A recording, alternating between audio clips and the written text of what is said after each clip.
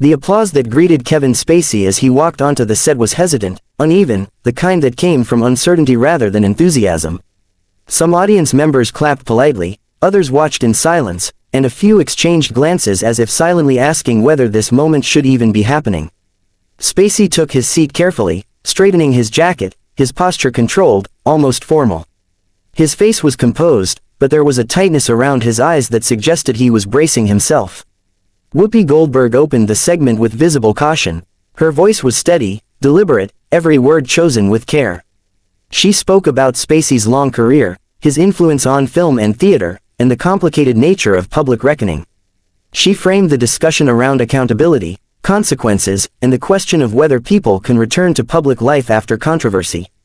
Spacey listened attentively, nodding slightly, hands folded in front of him. When he spoke, his tone was calm and measured. He talked about time, about reflection, about the difference between public perception and private reality. He avoided specifics, instead focusing on broader ideas, art, forgiveness, and the belief that people are more than the worst moments of their lives. The audience remained quiet, unusually so, as if unsure when or whether to react. Sunny Hostin followed up with a careful question about responsibility and listening to those who felt hurt. Spacey responded by saying he believed listening was essential, but that conversation had become nearly impossible in a climate where judgment came before dialogue. Ana Navarro watched him closely, her expression skeptical but restrained. Then Joy Behar leaned forward. The movement itself shifted the atmosphere. She adjusted her glasses, clasped her hands together, and fixed Spacey with a direct, unblinking stare. "Kevin," she said, her voice firm, "you've spoken a lot about forgiveness in moving forward. But many people feel that when you frame yourself as misunderstood, it overlooks the harm others say they experienced." The room seemed to contract. Spacey inhaled slowly before responding. "I don't believe acknowledging my humanity erases anyone else's," he said. "But I won't accept being permanently defined by accusations alone." A murmur rippled through the audience.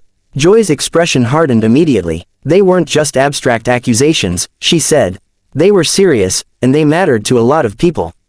"I never said they didn't matter," Spacey replied, his voice still controlled but noticeably sharper. "What I'm saying is that there's a difference between accountability and permanent exile."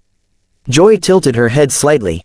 "That sounds like deflection." Spacey's lips pressed together briefly before he answered.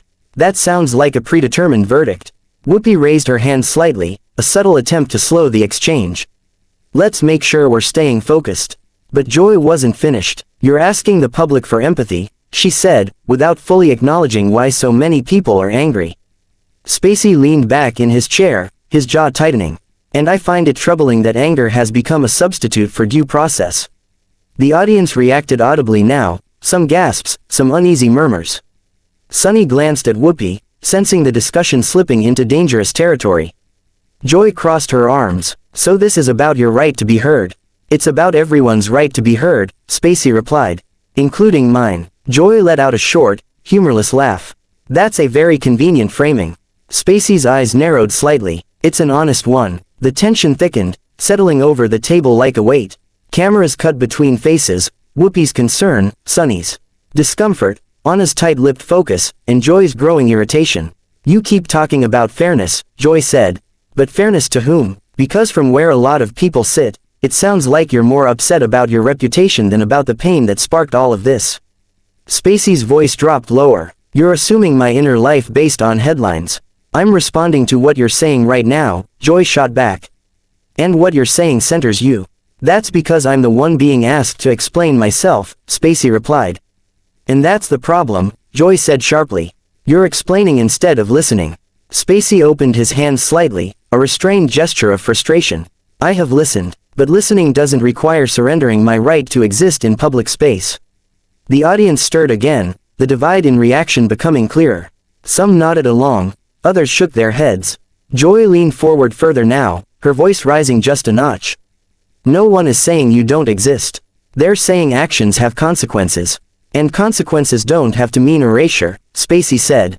Whoopi tried again, more firmly this time. "Okay, let's slow this down." Joy cut in. "You want to slow it down because it's uncomfortable." Whoopi blinked, surprised. "No, because it's getting heated." "It's heated because it matters," Joy replied, not taking her eyes off Spacey. And because you're dancing around responsibility. The silence that followed felt brittle, like glass under pressure. Joy Behar sat back in her chair, arms crossed tightly, her foot tapping against the floor as if trying to discharge the energy building inside her. Kevin Spacey remained still, his posture controlled, but the faint tension in his shoulders suggested the calm was no longer effortless.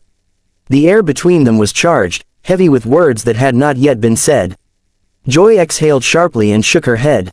"This is exactly what people are talking about," she said, her voice edged with disbelief. "Every time, it comes back to you. Your feelings, your fairness, your reputation." Spacey leaned forward slightly. "Because I'm being asked to answer questions about myself. And you're answering them like you're the victim," Joy shot back. The audience reacted instantly, a wave of murmurs rippling through the studio. Whoopi Goldberg raised both hands now, no longer subtle. "Okay, let's." "No," Joy interrupted, turning briefly toward Whoopi before locking eyes with Spacey again.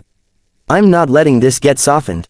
Spacey's expression tightened. "I'm not claiming victimhood. I'm asking for proportion." "Proportion," Joy repeated, incredulous. "Tell that to the people who say their lives were derailed." "I'm not dismissing anyone's pain," Spacey said, his voice firmer now. "But I won't accept being reduced to a caricature that allows no path forward." Joy laughed, loud and sharp. "A path forward for whom?" "For anyone who believes people are more than one chapter of their lives," Spacey replied. "That sounds poetic," Joy said. "It also sounds like branding." The audience gasped again. Sunny Hostin leaned toward Whoopi, whispering urgently, while Anna Navarro stared straight ahead, her jaw clenched. Spacey's composure cracked just enough to show irritation. "You're not interested in dialogue," he said. "You're interested in condemnation." Joy leaned forward, her voice rising. "I'm interested in accountability. And what you're doing right now is reframing outrage as unfairness." Whoopi cut in more forcefully. "Joy, we're going to need to take a breath here." Joy shook her head. "No, Whoopi, this is the breath." She turned fully toward Spacey. "You don't get to sit here and lecture the public about mercy while minimizing why people are angry. In the first place, I'm not minimizing anything," Spacey said. "I'm challenging the idea that anger alone should decide a person's fate." Joy pushed her chair back abruptly, the legs screeching loudly against the floor. The sound echoed through the studio, drawing a collective gasp from the audience. She stood, hands braced on the table for a moment, as if steadying herself. "I can't do this," she said, her voice shaking, not with fear, but with fury.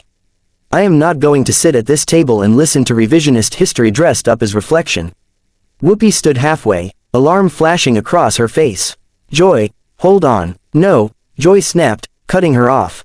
"I've done hard interviews. I've defended uncomfortable conversations my entire career. But this isn't that." Spacey looked up at her, clearly startled by the escalation. "Joy, that's not fair." She turned toward him sharply. "Neither is pretending harm is just bad optics."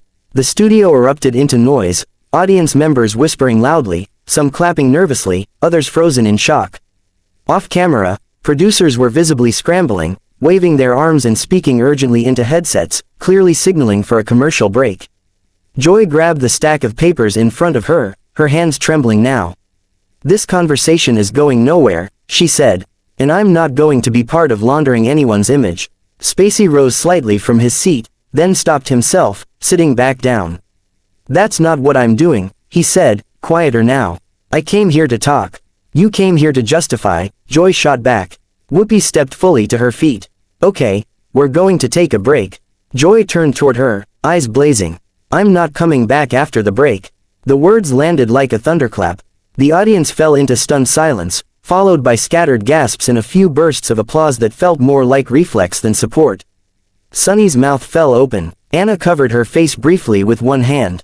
Whoopi stared at Joy. "Are you serious?" Joy looked around the table, then out toward the audience, her expression a complicated mix of anger, exhaustion, and resolve. "I won't sit where accountability is treated like an inconvenience," she said. "I won't." Spacey's face had gone pale. "Joy," he said softly, "that wasn't my intention." She turned back to him one last time. "Intent doesn't undo impact," she said. "And you don't get to define when people are done listening." Joy slung her bag over her shoulder and stepped away from the table. Cameras tracked her movement automatically, capturing every second as she walked across the set. Producers, voices could be faintly heard now, overlapping and urgent. Whoopi turned to the camera, visibly shaken but forcing composure. "We're going to take a break," she said, her voice tight.